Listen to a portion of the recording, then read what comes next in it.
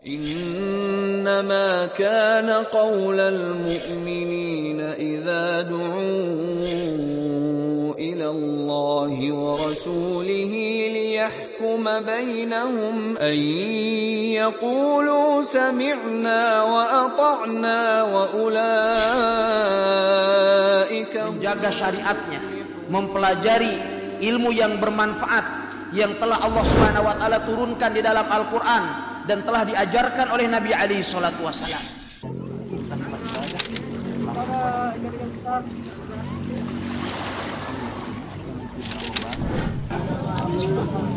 Bismillah, alhamdulillah, wassalatu wassalamu ala rasulillah wa ala alihi wa sahbihi wa mawala.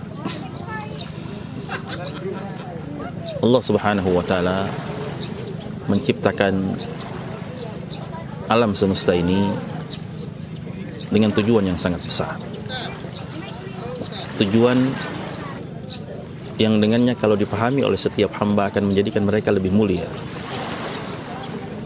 dan memberikan kemuliaan yang begitu besar di sisi Allah subhanahu wa ta'ala. Allah menundukkan dunia kepada kita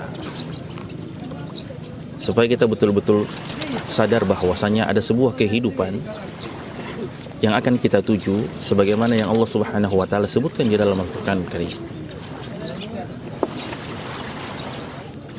Langit yang tujuh, bumi yang tujuh, dan semua makhluk yang Allah Subhanahu wa taala ciptakan semua beribadah, bertasbih memuji kebesaran Allah Subhanahu wa taala. Apa yang membuat kita sebagai manusia begitu sombongnya, begitu congkaknya, padahal banyak makhluk Allah Subhanahu wa taala yang jauh lebih besar, tetapi mereka datang untuk beribadah kepada Allah Subhanahu wa taala. Bisa Anda saksikan di belakang saya ada lautan yang terhampar begitu sangat luasnya. Salah satu makhluk yang Allah Subhanahu wa taala ciptakan. Dan Allah Subhanahu wa taala memerintahkan bagi kita untuk mengambil pelajaran dari hamparan laut yang begitu sangat luasnya. Di dalam surat Luqman misalkan Allah Subhanahu wa taala berfirman, wa walau annama fil ardi min syajaratin aqlam wal bahru yamudduhu min ba'dihi sab'atu abhur ma nafidat kalimatullah.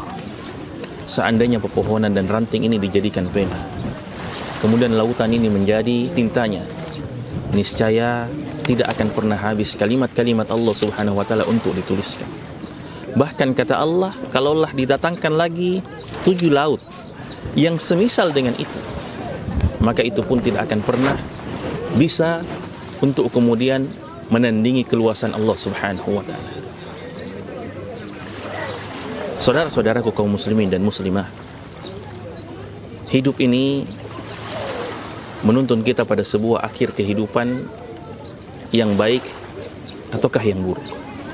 Dan itu ditentukan dari pilihan kita. Di atas kita berpijak kehidupan dunia ini.